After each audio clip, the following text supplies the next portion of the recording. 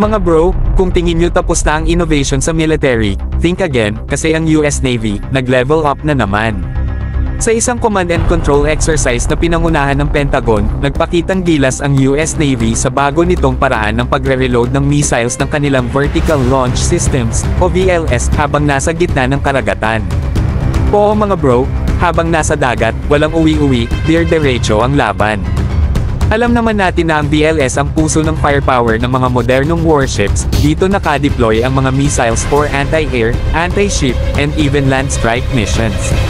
Pero dati, kailangan mo pang umuwi sa base o port para mag-reload. E paano kung nasa gitna ka ng Red Sea o Indo-Pacific? Talo na agad. Hindi na ngayon, mga bro. Sa demonstration na to, gumamit sila ng bagong teknolohiya at loading techniques para mag-refill ng BLS systems habang nasa laot ang barko. Ibig sabihin, mas mahaba ang operational time ng ships, mas konti ang downtime, at mas nakakagulat ang counter-strike. Sa panahon ngayon na puno ng missile threats at naval showdowns, ito ang tunay na game changer.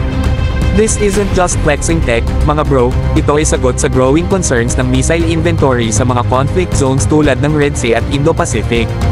Imagine mo to, habang ang iba naghahanap pa ng reload, ang US Navy tuloy-tuloy lang ang banat, parang may floating ammo depot sa tabi nila.